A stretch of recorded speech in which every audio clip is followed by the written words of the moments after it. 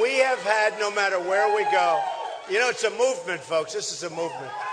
This is a movement. No matter where we go, it's amazing. We go to Dallas, we go to Oklahoma, we go all over. We went to, the other night, Iowa, packed. Every place, New Hampshire, packed. Every place we go to, it's like this. It's amazing. And just great, great people. And they actually had to tell over 3,000 people, go home, we'll come back, we'll do another one. But they had to go home. Would you like to leave and we'll let them come in? No? I didn't think so. But they turned away a lot of people, which is too bad, actually. So maybe next time, I don't know. I think this is the largest room. I know it's a record for the room. You know, it has to be a record because every inch of the room is taken with people, and they're standing, they're not sitting. So that's great. We love setting records. We want the country to set records, right? So, you know, I do this, and I love to do it, and I talk about our success because that's ultimately what it's all about. I think we're going to do fantastically well in Iowa. I really think we're going to do great there. And I could say, oh, gee, if we came in the top 4 or 5. I'm looking to win everything. We want to run the table. We want to run it. Because that sends a signal. And, you know, we had to respond to Hillary. She came out with that. No. She came out, remember, she wrote, she said, he's demonstrated a penchant. I demonstrated a penchant for sexism. Can you believe it? Me. Nobody respects women more than Donald Trump. That I can tell you. Nobody. And, you know, when she said that, I had no choice because I didn't start it. I had no choice. And I did have to mention her husband's situation. Okay? And that is now the biggest story on television by a factor of 10. So we have to do it. You can't let people push you around. You can't let people tell lies. Can't do it. You know, it's interesting. One of the polls came out from CNBC, and they said that if it's Trump against Hillary in the election, it will be the greatest voter turnout in the history of this country. I can see that. I can see it.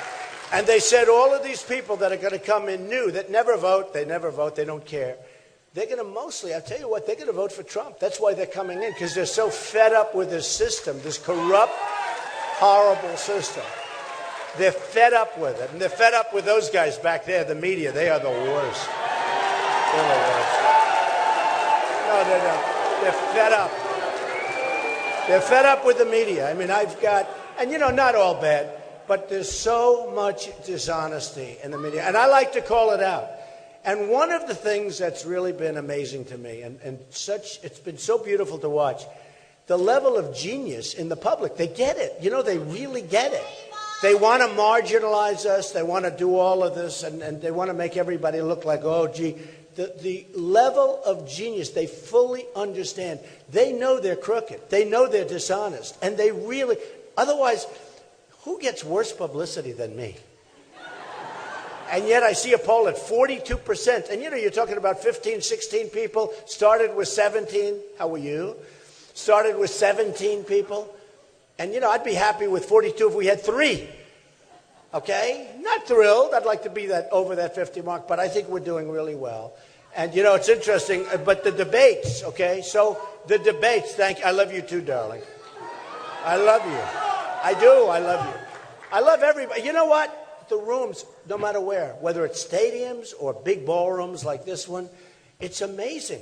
And there's love in the room. And I told the other night, I said, a friend of mine, very, very successful guy, who I would love to have negotiating against China. That's what we need. Not these hacks that we have. No, I have guys. Carl Icahn endorsed me, great businessman. I have great, great business people that want to be involved. And we have the best. We have the best in the world. We don't use them. We use political hacks. We use special interest people that really don't care about the country. They care about their deals. This is going to change so fast. You know, last year, $500 billion trade deficit with China. Think of it. 500. You know what 500 billion is? You do $100 bills, you'd fill the room to the ceiling. $500 billion deficit, trade deficit with China. What are we? Yeah, I guess the answer is certainly, let's not blame us. Our leaders are stupid. Or, you have to say, or they have deals. Because what's happened is all of this money is being given to them by special interests, by all of these people, including lobbyists. And these lobbyists make our leaders do, our leaders, can you believe our leaders? This is what, but they make the leaders of our country do things that they don't even want to do. Because they've given them tens and tens and tens of millions of dollars. When I look at this guy, Jeb Bush, he spent $59 million on his campaign. And he's down in the grave. He's nowhere. No, think of it. And it's got to be much more than that. It was actually $59 million a while ago. Every time I turn on an ad, I see an ad about Trump. I mean, it's not that bad an ad either. It's like, you're going to do an ad. But look, he's a low-energy person, let's face it. We don't need low energy. We need lots of energy. But he spent, think of it. He spent $59 million.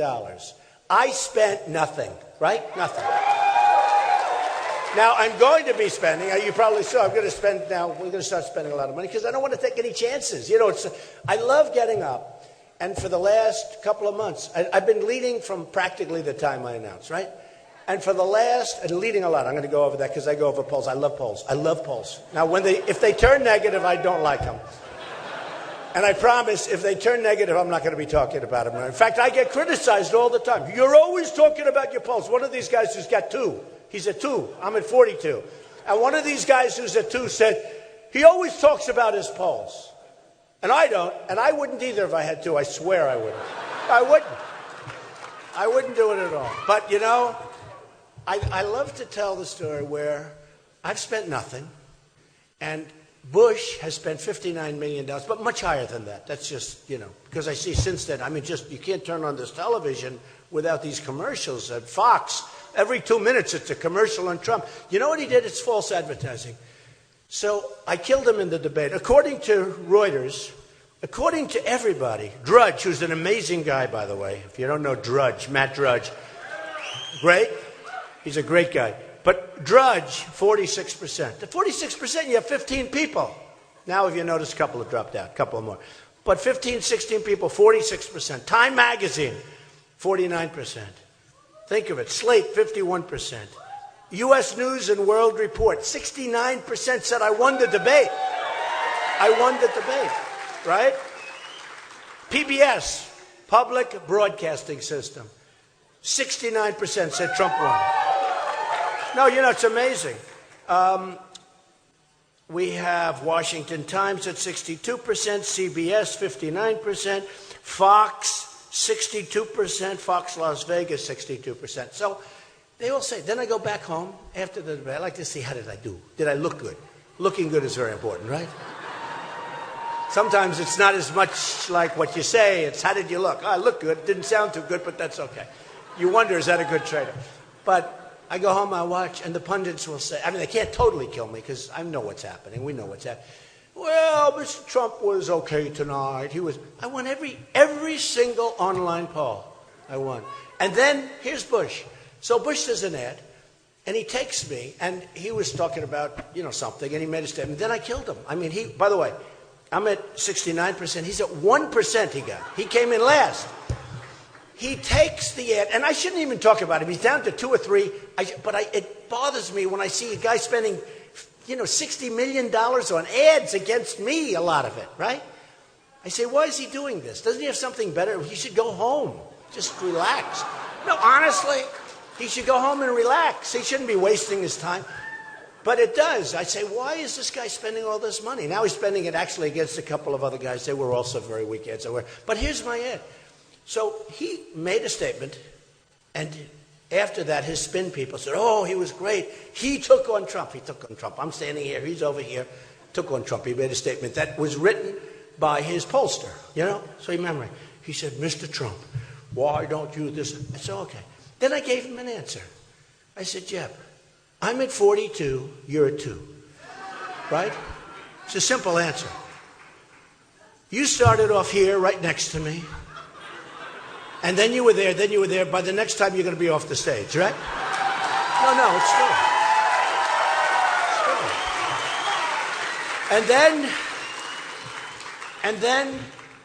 And that was it. So I responded. So he asked me a question. The question was fine. Professionally written. So he asked me a question. Good. I give him an answer, I blow him away, right? Everybody says Trump won the debate. Everybody. And that's it. So the ad is him asking the question, and I'm standing here like this because I haven't. In fact, you see in one of them, I'm just about ready to open my mouth. But he doesn't let me respond. That's almost false advertising, isn't it? So I mentioned it. Hillary is a disaster. I mean, Hillary's controlled by her money. So is Jeb. So is, by the way, I'm the only one self-funding my campaign. I'm self-funding.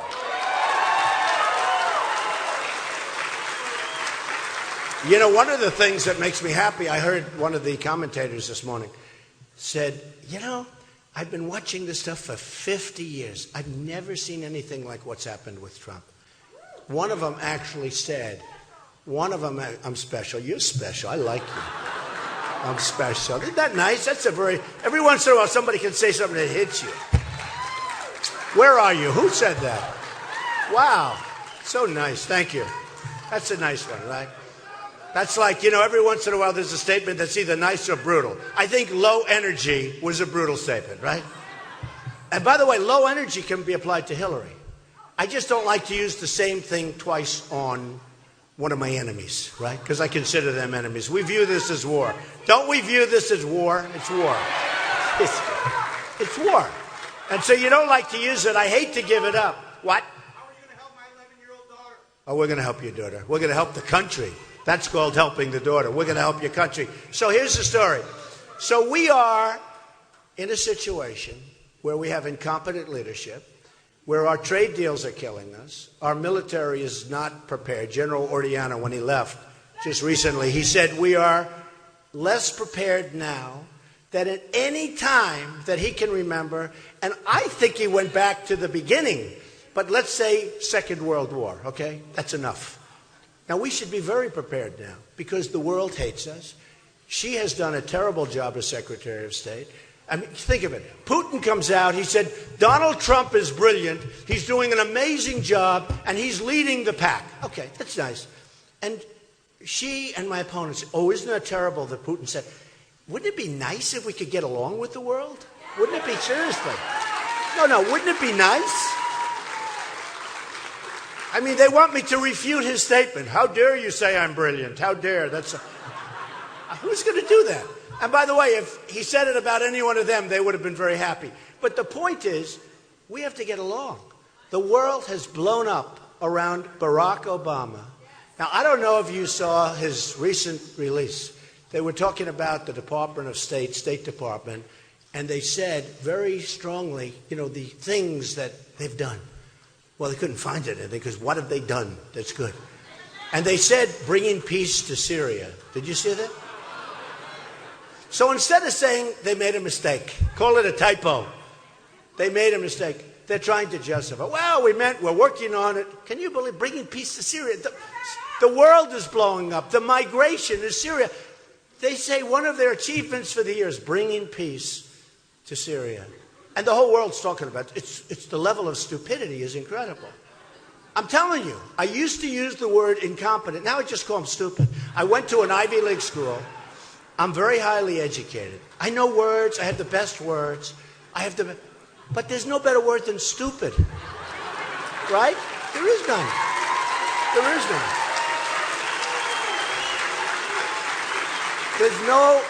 none. There's no word like that. So we are going to turn things around. And if we have Hillary, I got to tell you, I just saw it where for the last week she's been hitting me really hard with the women card, okay? Really hard. And I had to say, okay, that's enough. That's enough. And we did a strong number. She's not going to win. And by the way, I love the concept. I love having a woman president. Can't be her. She's horrible. She's horrible.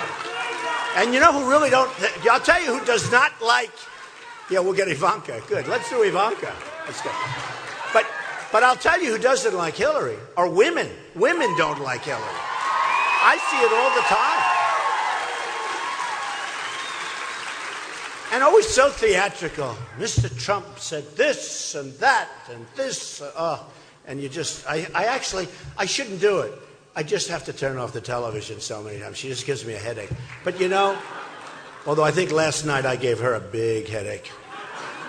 I can imagine those discussions.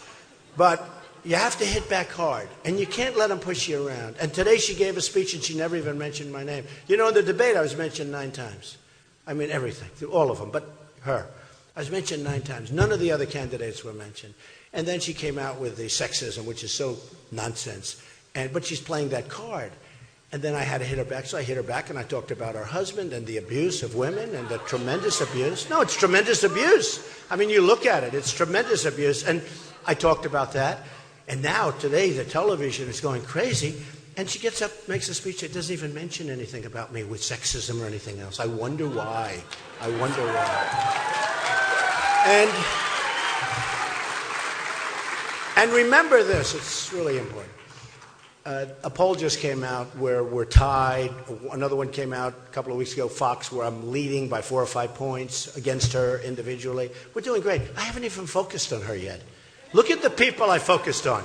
I don't want to really knock them. I don't want to mention their names.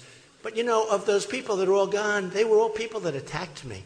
Wouldn't it be nice if our country could have that same thing? You attack, and they're, boom, gone. And if we could do it verbally, if we could do it verbally, that's even better, right? You know, who wants to use our military? By the way, we are going to build the strongest, the best, the most powerful military ever. Ever.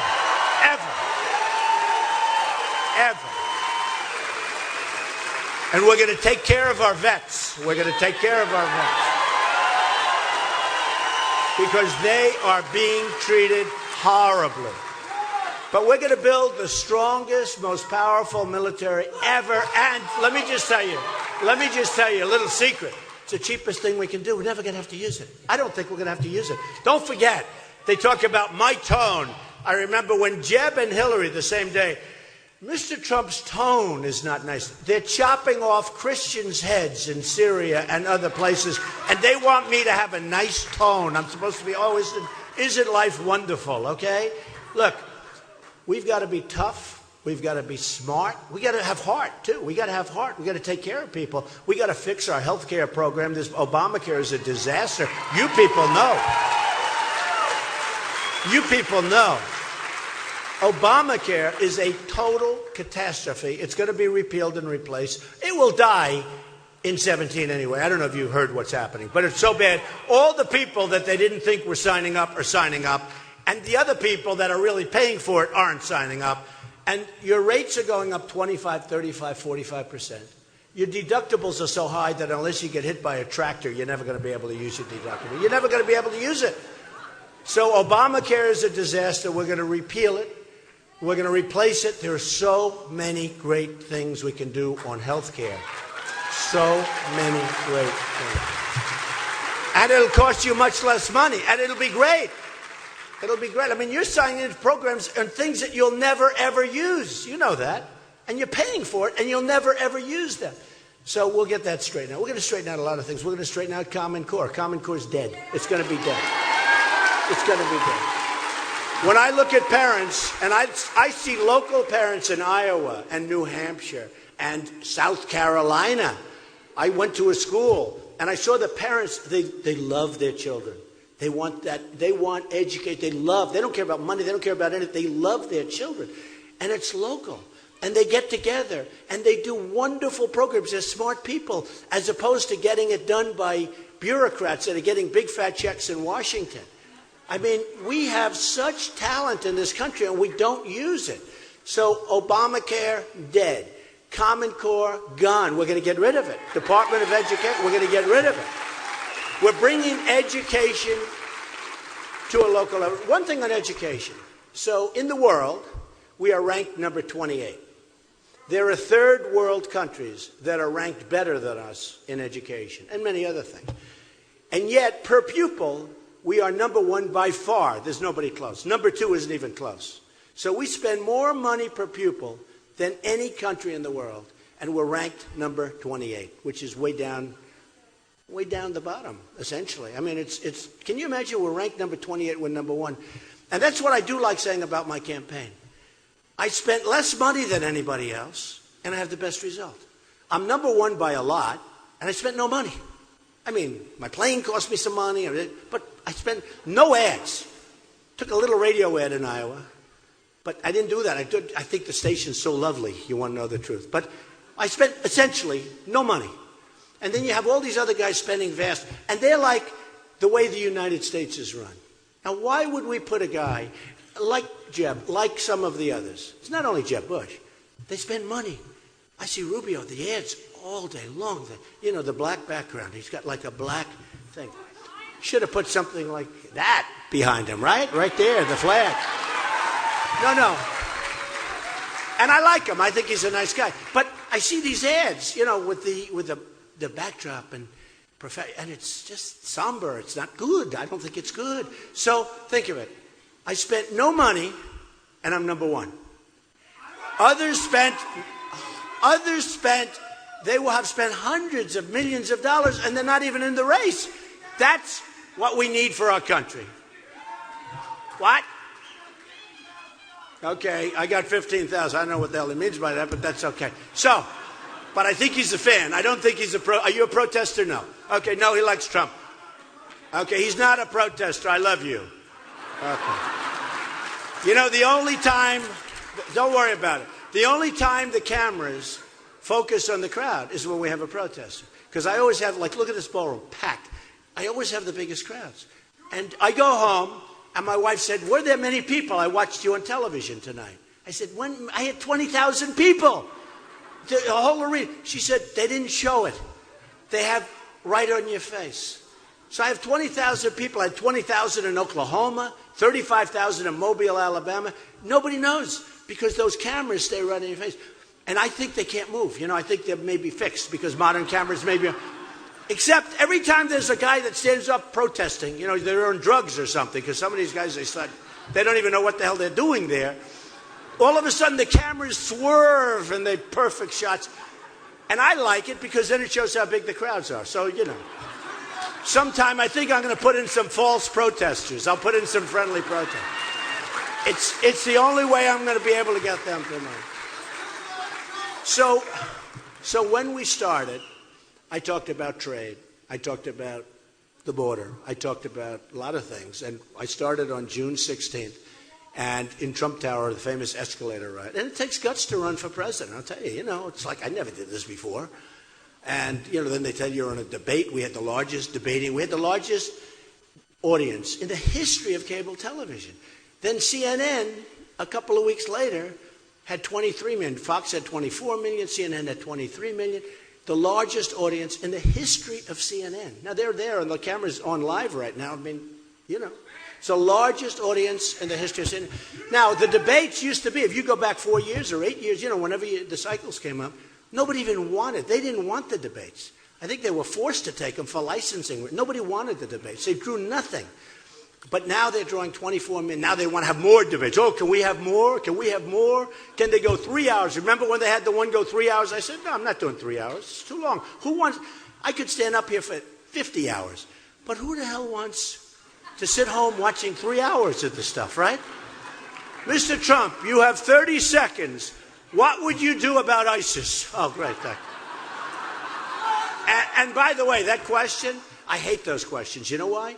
Because I want to be unpredictable. I don't want to tell ISIS what I'm going to do to knock the hell out of it. I hate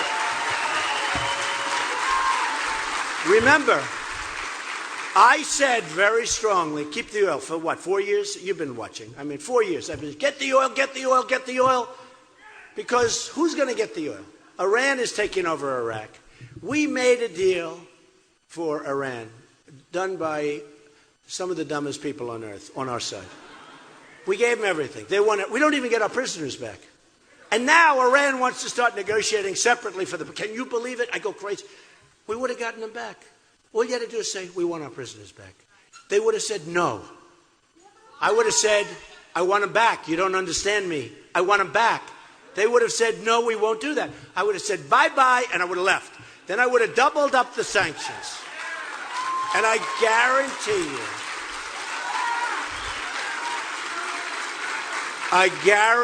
you that within 24 hours they would have called back and they'll say, you've got your prisoners, can we talk? And I would have never given them $150 billion. I would have never given them the money. I would have never given. They're using that. They don't have to make nuclear. They can buy it. Why are they going to make it? Then we have the nuclear where they have self-inspection. How about the area, the big area? They don't want us there. Oh, I wonder why. They don't want us there. So they self-inspect, okay? Then they have the 24-day inspection, but the self-inspection's the beauty. We think you're making nuclear weapons here. Well, let us go check, Mr. President. We'll check. No, sir, we're not making nuclear weapons. No, we're not. We would never do a thing like that. These are people that have deceived us. They've lied to us. They're a terrorist state. And I used to say it's the worst deal that I've ever seen negotiated. And by the way, just to finish, prisoners. So they'd come back, we get our prisoners. But then when I hear the other day that now this deal's done, it's all done. And now I hear they want to negotiate to get.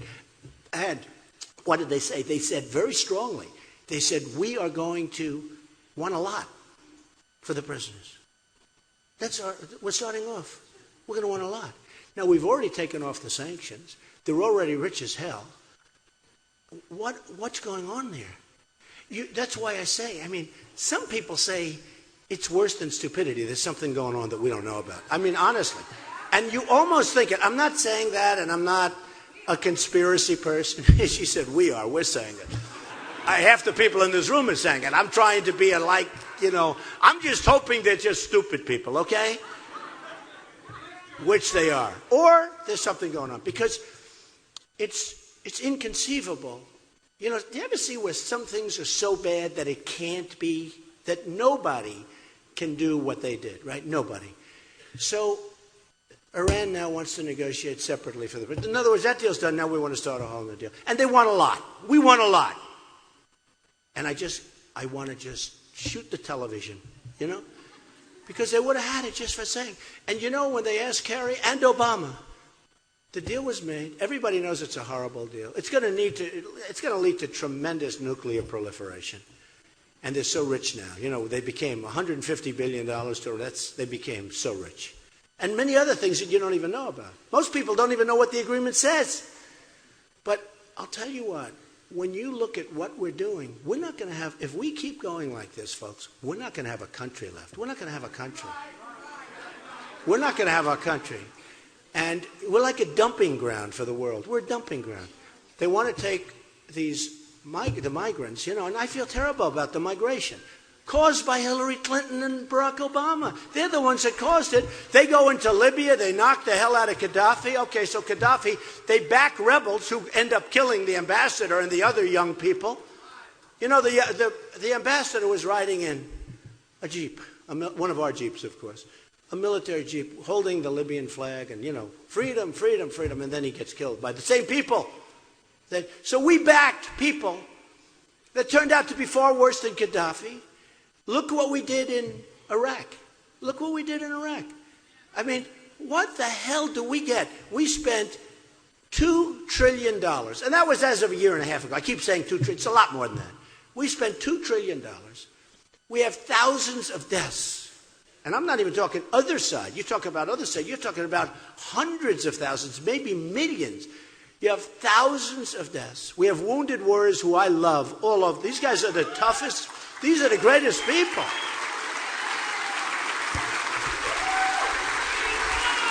No, these are the greatest people. And then what happens? We leave. And we have a president that announces the date of when we're leaving. So I said, man, if I'm the enemy, I'm just going to go away for 18 months, right? He gave a date. We are leaving Iraq. We will be gone by such and such a time. I said, I'm just sitting there watching, and I'm saying, man, that's really stupid. Because believe me, the enemy doesn't want to be killed. You know, you hear so much, oh, they want to go with the virgins up to wherever they go, right? They don't. They want to live. They want to live. And they want to take care of their families, always their families. Remember that, because their families know what's going on. Okay, you think their wives don't know what they're planning? You think their kids don't know exactly what daddy's doing when daddy's going to fly into the World Trade Center? You think they don't know? They know exactly what's going on. Remember that. And frankly, I think they have more love for their family's life than they do for their own life, okay? But they still want to live. So here's Obama gives an exact date. He gives an exact date. So they pull back. And everyone says, oh, we're doing so well. Look, we're doing so well. The enemy, why should they fight when they know in 18 months they can go in and take the place?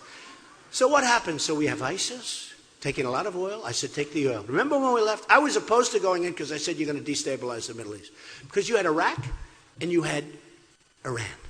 And I said, they fight. They're always fighting. For decades and decades. For generations. They fight. That's what they do. They fight. How we ever got involved in this mess is hard to believe. They fight. And they were equal, militarily. They go this way, 10 feet. They go this way, 10 feet. Then they rest. A couple of years. Then they start fighting again. Then Saddam Hussein throws a little gas. Everyone goes crazy. Oh, it's using gas. They go back, forth. It's the same. And they were stabilized. And I said, if you go after one or the other, in this case Iraq, you're going to destabilize the Middle East. That's what's going to happen. You're going to destabilize the Middle East. And that's exactly what happened. We totally destabilized the Middle East. We have now migrations, largely because of what's happened afterwards. You know, Iraq was horrible. It was stupid to go in. We should have never gone in. But we shouldn't have gone out the way we went out. And we shouldn't have given dates. I mean, I would have probably said, we're going to stay forever. And they would have said, oh, man. And then keep going, keep going. Eventually, they would get tired. They said, this guy's crazy. I mean, he's never going to leave. And you'll make a deal. But when you announce you're leaving in 18 months or whatever the hell he said, they just pulled back. And then as soon as we left, they come in. Okay? So they have the oil. You know who the biggest beneficiary of the oil is, right? China. China. Always China. I love China. I love Mexico. Their leaders are too smart for us. We have no border. We will build a wall. Mexico will pay for the wall, by the way. We're building a wall. We're going to have a border. And people are going to come into our country, but they're going to come in through a legal process. They're not coming in the way they're coming in now, just walking in like nothing. They're going to come in, but they're going to come through a legal process. So with Iraq, so we give them a date, and they take over. We didn't take the oil. So for 4 years, I've been talking about it. Then because of Paris, all of a sudden they start bombing the oil. But I didn't want to just bomb the oil. I wanted to take the oil. They're bombing. You know, we're bombing. Great. What's going to happen after that? So we're bombing. And you know, we're not really bombing it because they're still selling it. I say, how could they keep selling? Obama doesn't want to hit them too hard because he's afraid he's going to pollute the atmosphere. No, this is serious. Now think of it. He talks about the carbon footprint. And yet he'll fly a very old Air Force One, an old Boeing 747 with the old engines and, you know, spewing stuff. So he's got a problem with the carbon footprint. You can't use hairspray because hairspray is going to affect the ozone. I'm trying to figure out. Let's see, I'm in my room in New York City and I want to put a little spray so that I can... Right? But I hear where they don't want me to use hairspray. They want me to use the pump. Because the other one, which I really like better than going bing, bing, bing, and then it comes out in big globs, right? And you're stuck in your hair and you say, oh my God, I got to take a shower again. My hair's all screwed up. Right? I want to use hairspray. They say, don't use hairspray. It's bad for the ozone. So I'm sitting in this concealed apartment, this concealed unit. You know, I really do live in a very nice apartment, right? But it's sealed. It's beautiful. I don't think anything gets out. And I'm not supposed to be using hairspray. But think of it. So Obama's always talking about the global warming. That global warming is our biggest and most dangerous problem, okay? No, think of it. I mean, even if you're a believer in global warming, ISIS is a big problem. Russia's a problem. China's a problem. We got a lot of problems. By the way, the maniac in North Korea is a problem. He actually has nuclear weapons, right? That's a problem. We got a lot of problems. We got a lot of problems. That's right. We don't win anymore. He said, we want to win. We don't win anymore. We're going to win a lot. If I get elected, we're going to win a lot. We're going to win so much. We're going to win a lot. We're going to win a lot. We're going to win so much you're all going to get sick and tired of winning. You're going to say, oh, no, not again. I'm only kidding. You never get tired of winning, right? Never. But think of it. So Obama's talking about all of this with the global warming and that. And a lot of it's a hoax. It's a hoax. I mean, it's a money-making industry, okay? It's a hoax. A lot of it. Look, I want clean air and I want clean water. That's my global. I want clean crystal water. And I want clean air. And we can do that. But we don't have to destroy our businesses. We don't have to destroy our... And by the way, China isn't abiding by anything. They're buying all of our coal. We can't use coal anymore, essentially. They're buying our coal and they're using it. Now, when you talk about the planet, it's so big out there. We're here, they're there. It's like they're our next-door neighbor, right? In terms of the universe. Miss Universe, by the way, made a great deal when I sold it. Oh, did I get rich? That was a great deal. Oh. You know, they broke my choppers on that. They said, he talks about illegal immigration. We're not going to put him on television. First of all, the Univision's being sued like crazy. You wouldn't believe it. And NBC, I made a great deal with them, just like an amazing deal. Far more than I would have ever gotten. I mean, I made an unbelievable deal. Far more than I ever would have gotten if I said, I think I'm going to sell it if times were normal, right? Isn't it amazing the way that stuff can work out? But I love Miss Universe, and I love the universe. But think of it. So China is spewing up all this stuff, and we're holding back. And with China, you know, we signed these agreements where we have to do it now. They have to do it within 30 or 35 years. I don't think they're going to be doing it. It's like Japan. If somebody attacks Japan, we have to immediately go and start World War III. Okay? If we get attacked, Japan doesn't have to help us. Somehow that doesn't sound so fair. Does that sound good? So South Korea, I order televisions. I order thousands of televisions a year. I order televisions because I have a lot of stuff and I like nice branded. They're all made in South Korea, most other than Sony. And Sony, in all fairness, has lost its way. But a lot of them, Samsung, all of them. I mean, they're all pretty much, all of them, right? I think just about. But I order thousands of televisions. They're all from South Korea. So we have 28,000 people on the border, separating South Korea from this maniac in North Korea. We get nothing. What did we get? Nothing. Why? They're making a fortune. It's an economic behemoth. A lot of you don't know. We protect Germany. Germany. Mercedes-Benz. How many people have a Mercedes-Benz? We protect Germany. It's an economic behemoth. We protect Saudi Arabia. They were, during the good oil days, now it's probably half, which is fine. But during the good oil, they were making $1 billion, listen to this, $1 billion a day. And we protect them. Our military, they pay us peanuts, like nothing. And then if we want to move to another location, well, that's very expensive if we do that. We want to charge us rent. I mean, look, we are run by people that are so bad. They're so out of their league. And I see it. I see it on the stage. You know, a lot of them are nice people. You know, a lot of people think I don't like these people. I do like them. But they don't have business sense. They don't have business ability. They don't have common sense. They're politicians. They're all talk. They're no action. When I say...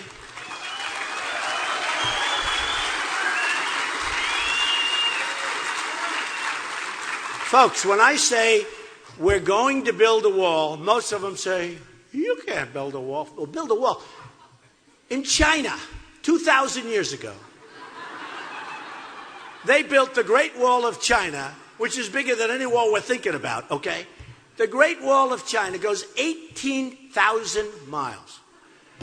We have 2,000 miles, of which we really only need 1,000 miles, because you have a lot of natural barriers, right, that are extremely tough to get across. We have 1,000 miles. So China has 18,000 or 13,000 miles, and we have 1,000 miles. We have modern cranes. We have Caterpillar tractors. I want to use Caterpillar. I don't want to use Komatsu. Made in America. Even my hats, they're made in America. It wasn't easy to find a guy who could do those hats. You know what I'm talking about. I see so many knockoffs of my hat, right? Make America Great Again. I see these things, they're out of plastic, they're out of all sorts of crap. Mine are made in America, and honestly, they do a great job, but they don't produce as many as I'd like because, frankly, there's a big, I mean, it's amazing. Those hats are amazing. But I wanted to have it made. And you know why I wanted it? I wanted it anyway, but I also knew that as soon as the hats came out, and other things, we have a website, as soon as the hats came out, I knew the press would be calling, and it's true. First hour, when the hats were announced, I get a call from the New York Times. Mr. Trump, where are those hats made? I said, America! I knew it. I knew it. Because, as you know, if I would have said China, I would have been in big, big trouble. But they're being knocked off all over the world. I mean, I see hats, they're like helmets. I see them all. But what are you going to do? But here's the story. We got to build a wall. So when I talk and when I'm up on the stage with these guys, these people, wonderful people, and a very nice woman, Carly. She's a nice woman.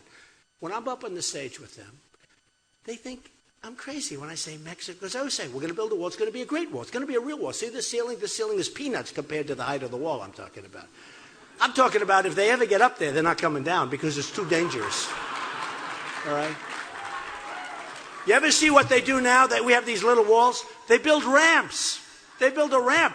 I say, wouldn't it be cheaper just to knock the wall down and then they drive over it with Jeeps loaded up with drugs? Do you see this? They build ramps. There was a picture in Time magazine. It's a ramp.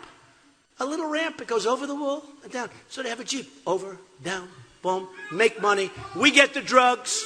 Think of it. We build a wall is right. You got to build a wall. We get the drugs. They get the cash. Not so good, right? We don't like that deal. Our politicians don't know. They don't know. So when I say Mexico's going to pay for it, these guys on the stage with me, they're not business people. They don't understand. Mexico makes a fortune off the United States. Number one, we give them a lot of money. But in addition to that, they're taking our businesses. They're making, if you talk about a trade deficit, I'll tell you what, Mexico in a certain way is, in a mini version, the new China. Mexico is making an absolute fortune. Peanuts compared to the cost of the wall. Let's say the cost of the wall is $10 billion. That's I can do a great job for 10. I think we'll have a lot of money left over. Somebody else would have. And by the way, 20 years ago, they wanted to build a wall. People that are opposed to it now, they wanted to stop and they wanted to build a wall. You know one of the reasons they didn't build a wall? Because of the Environmental Protection Agency. They couldn't get an environmental impact study approved. Can you believe it? Because there was a toad or a turtle or a snake or something was in the way. Now think of it. In China, in the South China Sea, there were these low-level land masses that were covered by water, but pretty close to the top. China sends in massive excavators, and they're going, they're building military fortresses in the South China Sea. And a friend of mine who's one of the biggest and richest people in China, he's a great guy. They're great people. They're fine. They're just too smart. I mean, the leaders are too smart for our people. They won't be too smart. When I put my people there, it won't be different.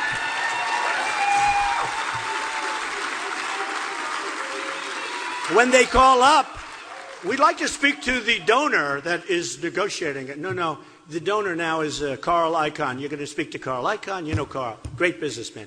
You have so many people. They call, all these business people call. So, friend of mine, so I call him, I say, you're actually doing that. And then jokingly, I said, how long did it take to get started? Did you have to get an environmental impact study approved in order to excavate? He looked at me because I hope you're kidding when you say that. They conceived of the idea. They started digging 4 hours later. Okay? There's no, go through 25 years of environmental impact. You're going to hurt the snail. You're going to hurt this. They're doing a big thing. They excavated massive, take a look, massive, the biggest excavator. They're ripping the hell out of that ocean. They're ripping it, and they're taking that dirt, and they're putting it, and they're building airfields, and they're building forts.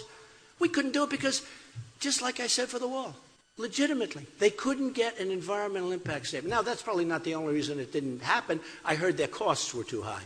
With me, that's easy. I'm doing the old post office in Washington. I'm under budget. I'm ahead of schedule. Hey, look at the campaign. Guy's at 59 million, and he's down at the bottom. I'm nothing, and I'm at the top. It's the same thing. I actually said, it's funny, the other day I got this great review. They said, Trump is a great speaker. The crowd is spellbound. But he has one problem. And I'm reading, I want to see. The problem is, he speaks through the applause. In other words, like I say that, you applaud, I start talking before you finish your applause. And you know why? Because I'm so excited, because we have so much potential. It's true. I don't want to wait for your frickin' applause. I have so many. we have so much potential. There's so many things to do. I don't really sort of want to wait. I want to do it. And I just noticed I did it again. You were getting ready to give a big applause because you like that. And I'm speaking. I kill the applause. But he's right. He's right. But except I'm not a speaker. What I am is a doer. I get things done. I get things done.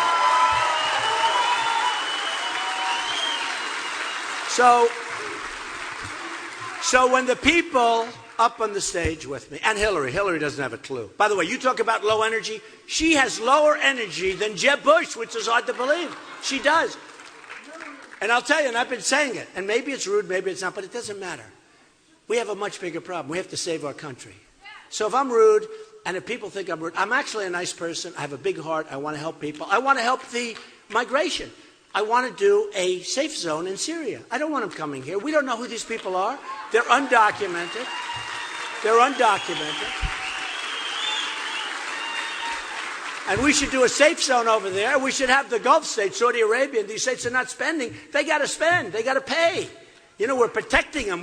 They wouldn't be there for 2 minutes if we're not protecting them. They got to start paying. They're not taking anybody. Okay? How about Germany taking millions of people? Can you believe what she's doing to that country?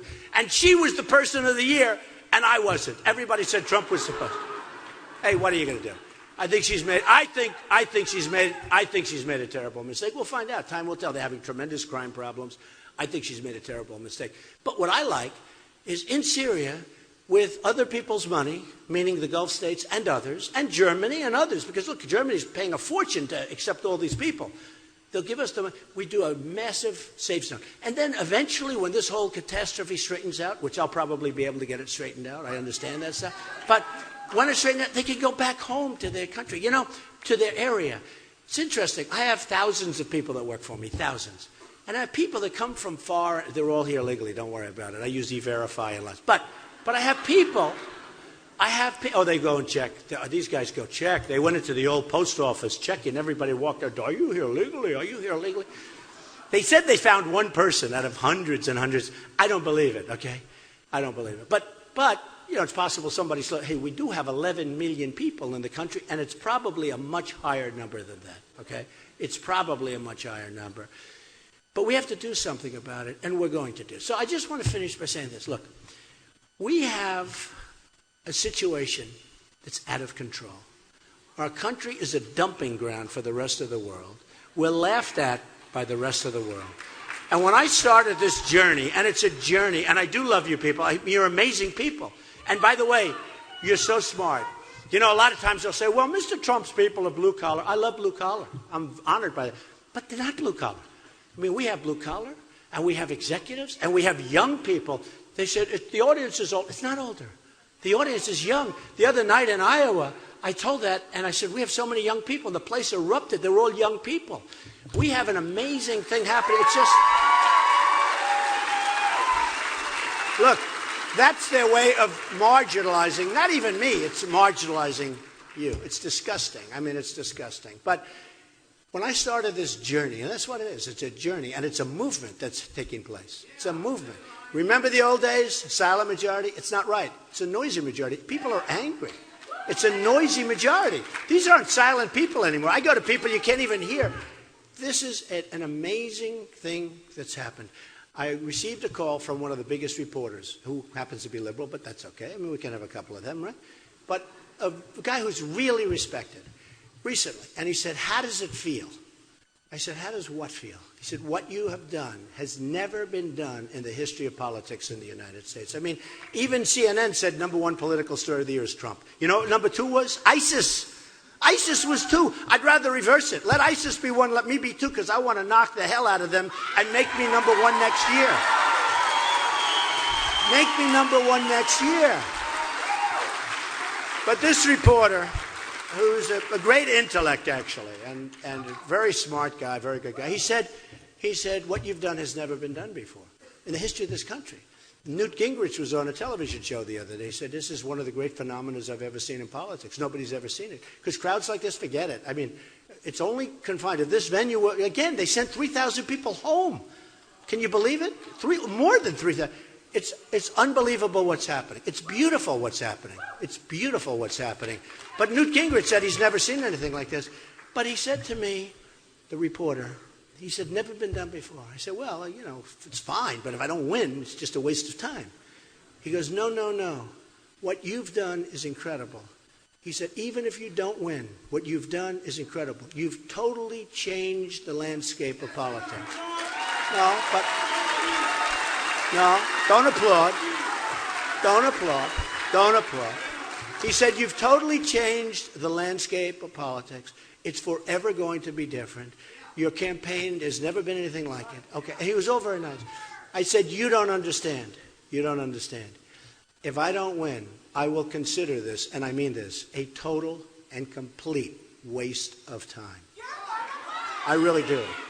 So, because we're not going to do anything. It's wonderful. Oh, good, I had nice crowds. They'll write about me every once in a while. Every 2 years I'll have a story. Trump ran this rather good campaign. If we don't win, to me, and honestly, you should feel the same thing. If we don't win, it's a total waste of time. Because you have somebody else in there. They won't be able to do what I do. They're not going to be able to. And even if you get one of these Republicans in, like I didn't finish the Mexico. So the wall. When I say Mexico's going to pay, they all laugh. They all go, they think it's funny. Honestly, these are people, they think it's funny. They're laughing, lightly, like, oh, that's so funny. Ha, ha, ha. They're going to pay for the wall, folks. They're making billions and billions and billions of dollars on deficits that we have with Mexico. The wall is peanuts. They're going to pay for the wall. But I mention it. Now they don't laugh because they're starting to agree with me. And then the other day, one of the people said, it was Ted Cruz, who was a nice guy. But he said, we're going to build a wall at the southern border. I said, whoa. And my wife is sitting, where did that come from, right? No, Ted's a good guy. But he said, I think he was on Fox, he was being interviewed. And he said, we're going to build a wall at the southern border. He didn't say Mexico was going to pay. He hasn't gone that far yet, but believe me, that's going to happen. See, they're all trying to catch up with me. Because when I did this stuff, it was very out there. Now I'm the one that everybody wants to sort of aspire to. But what happens is, so Ted's up and he's talking, and routinely we're going to have the border, we're going to have this, that, and we're going to build a wall. My wife is sitting there. She's, darling, did you hear that? He just said they're going to build a wall. That's the first time I've ever, that's what you say. She hasn't heard that from any other candidate. Okay, so we're going to build a wall. Mexico's going to pay for it. There are so many things we're going to do. But when I started the journey, it was amazing. I came down, took courage. I went down into the lobby of Trump Tower on the escalator with Melania. I have never seen, it looked like the Academy Awards, the press. We have a lot of press here today, all live. Look at all those live cameras. Yeah. So when I came down in the escalator, we came down, and I said, we're going to do things. And I mentioned illegal immigration. You wouldn't even be talking about illegal. It wasn't even on the radar. Nobody was talking about illegal immigration. Is that right? Now it's one of the big subjects. And that's why, and one of the beautiful polls that came out, and I'm so proud of it, CNN just came out with a poll a week ago. 36% for Trump. Second is 16. Third is 14. Then 12. So they're way down. But on the economy, they give me 55. 55%. That's with 16 people at the time. On the budget, I understand the budget, the economy, I win it hands down. All right. But listen to this. On illegal immigration, I'm almost at 50%. And on ISIS, likewise, almost at 50%. So people want to be protected. They want to feel safe. They need strength. They need toughness. They need smarts. I don't want to be tough. I know a lot of tough guys, but they're not smart. And they're the easiest. You can be tough. You got to be smart. Let's start smart first. You got to be smart, tough. You got to be tough because the world is trying to take advantage of us. So what happens is this. I came out, I did it. I was, that first couple of weeks with illegal immigration and Mexico and all of the stuff. Then Kate was killed in San Francisco and Jamil was killed in Los Angeles. Jamil Shaw, an unbelievable young man, was killed, just shot right through the head by an illegal immigrant. Kate was shot by a guy came in 5 or 6 times, shot in the back. So many great people. These are two, so many. And then you have the economy and the jobs that are being lost, and people aren't paying taxes and all of this stuff, right? And all of a sudden, people are coming over. And I'd say the wall, and now they're starting to say the wall. We have to be progressive in our thinking. When I say progressive, I mean like smart. I'm not talking progressive like a Bernie Sanders would say. This guy wants to tax you. Think of it. Think of it. This guy wants to raise your taxes to 90%. No, think you'll have to move out of this. I love this area, by the way. I've been here many times. Great golfing area, right? We love it. No more golf, if Bernie said no more golf. No, you won't have any golf anymore. You won't have any money left to beat golf. You'll be paying it in taxes. This guy is a total disaster. And I'm not saying that. I'll tell you what. Hillary said, well, I'd like to run against Trump. Believe me. This poor Chuck Todd, Meet the Press. His show is dying. And he keeps saying, do it. But I never liked it. He never treated me fairly. So I do a show. He gets the highest ratings he's had in years. He went from believe me, I won't even give you the numbers. They were massive, the numbers, right? I saved his life. And then he goes, Hillary Clinton said that she would most like to run against Donald Trump.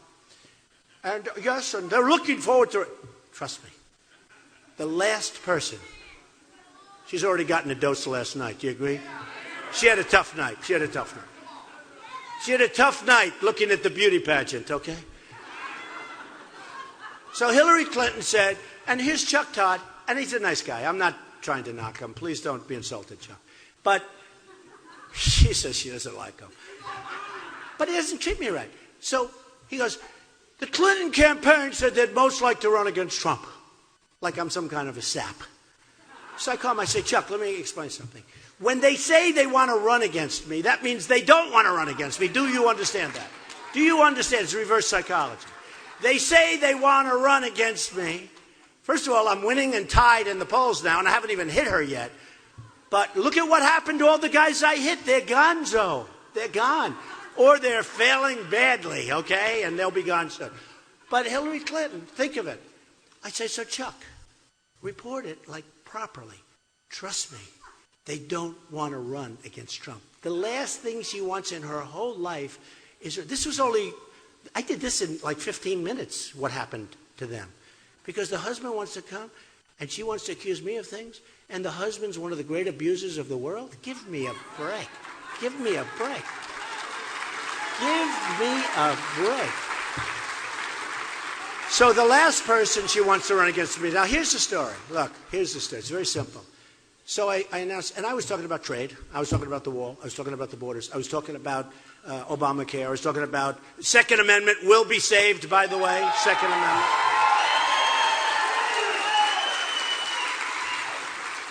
It will be saved. The Second Amendment is going to be with us if I'm president. They're doing everything. They want to get rid of the bullets now. They're doing everything they can. Think of Paris. Think of Los Angeles. Think if you had some guns in Paris on the good side, right? They had no guns. Paris is the toughest gun laws in the world, folks. And France, you get caught with a gun. The only one that has guns are the bad guys. So they go in these various places. They call the guy the mastermind. He's a moron. This guy was a moron. I call him the guy with the dirty hat, right? They got him so good. By the way, the French police did a great job, and our Los Angeles police did a phenomenal job. They did a great job. But thank you. Wouldn't it be wonderful if, let's see, this guy right here in front of me, he's a tough guy. This guy with the hat, with the lousy head of hair, but he's a strong-looking guy right here. This guy right there, see? And that one. Wouldn't it be nice if they had a gun on their waist? Somebody. Him. So that when they said, you know what they were doing in Paris? Get over here, boom. Get over here, boom. Your turn, get over here, boom. 130 people with more to follow because there are people that are so badly injured right now in hospitals. Other people are going to die. Same thing over there. These are people that gave a party in honor of their marriage. There's something going on, folks, that's wrong. They gave them a party. They worked there. They gave them a party. She came in on a fiancé permit or some nonsense, and she was radicalized. And he was probably radicalized by her, or he was already radicalized. And people knew that they were radicalized. And people in the area knew that they had bombs all over. Who the hell doesn't know? You're the next door neighbor. And they didn't want to talk about it. You got to report these people. We got a real problem. You got to report them. No more nonsense. They didn't report them. And the reason they didn't is because they don't disagree with them so much. Okay, believe me. It's not because they were afraid. You saw the one that wasn't politically correct to report them. They didn't want to report them. Give me a break. So we have to change. So it started off with me where I was going to talk about trade. I was going to talk about all the things. I was going to talk about the military building it up. I was going to do all of this. But after Paris and California, and there'll be others, because they have no fear of us. But after Paris and California, I've totally changed. And my poll numbers went up 10 points. It's amazing. It went up 10 points. I said, why? Do you think it was the debate? Because I did good in the debate. They said, no. People view you as a tough cookie that's not going to take this crap. You know, that's what it is.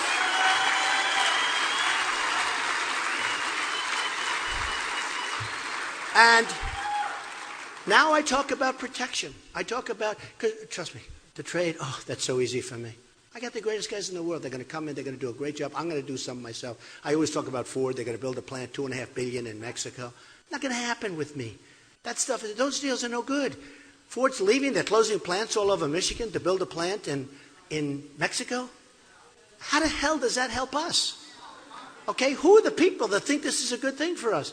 And in the meantime, in Michigan and other places, we have plants closing all over the place. And they're spending, think of what, $2.5 billion. Then they're going to sell cars, trucks, and parts into the United States. No tax, no nothing. I'll say, you're going to have to pay a tax, folks. And you know what? Ford will say, if you have to pay a tax, we're going to stay in the United States. I mean, it's very simple. It's very simple. How about 2 weeks ago, Nabisco announced, the big Chicago. They announced they're going to leave Chicago with one of their big plants, and they're going to move it to Mexico. What's my statement? We're not eating Oreos anymore, right? No more. But I don't want this. It's not going to happen. They're going to make product and they're going to sell it into the United States. Not going to happen. It's not going to happen. And by the way, I'm a free trader, I believe. But you've got to be smart. I mean, we got to get something. We don't get anything out of anything. We don't get anything. We lose on everything. That Iran deal was a disaster. By the way, think of the Iran deal for 1 second. I always said, and this came to me 2 weeks ago. I don't know why I didn't think of it sooner. I'm very disappointed with myself. The Iran deal is the worst deal I've ever seen negotiated, okay? I'm wrong. You know what the worst deal is? Iran's a part of that one too. We gave them Iraq. That's even better. Think of it. We gave Iran Iraq. Iran has the biggest, think of it. They're going to have the richest oil. If you go to Iraq, take a look. Among the largest oil reserves in the world. We gave them, by decapitating Iraq and then leaving, because frankly, once we did it, we should have kept 20,000 troops or something. We give Iraq. So not only did they make a great deal in terms of the Iran deal that we know, having to do with nuclear, we also gave them Iraq. We gave them Iraq that they've been after for 100 years. We handed it to them. So now they have the largest oil reserves in the world. That's even better than the original deal. I mean, whoever's representing Iran is doing a hell of a job, okay? If that was a stock, you got to buy some. So we are not going to have deals like that with me. It's not going to happen. We're going to become rich again. We're going to become safe again. And we're going to become strong again.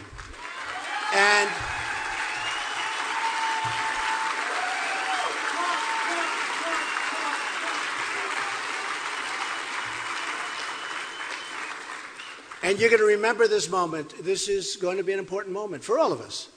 The one thing I have to say, and I have to ask you to do, go out and vote. It's going to be your turn. Number 3.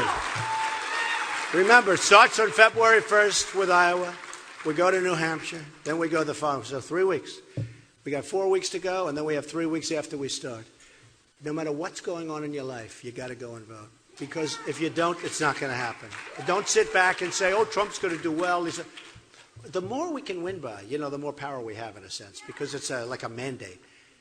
But you got to go out and vote. And I will tell you this. It's been an honor to be here. I love this area. I love the people here. It's been an honor. But we will make America great again. I promise. Thank you. You didn't frankly have the balls to put country before party.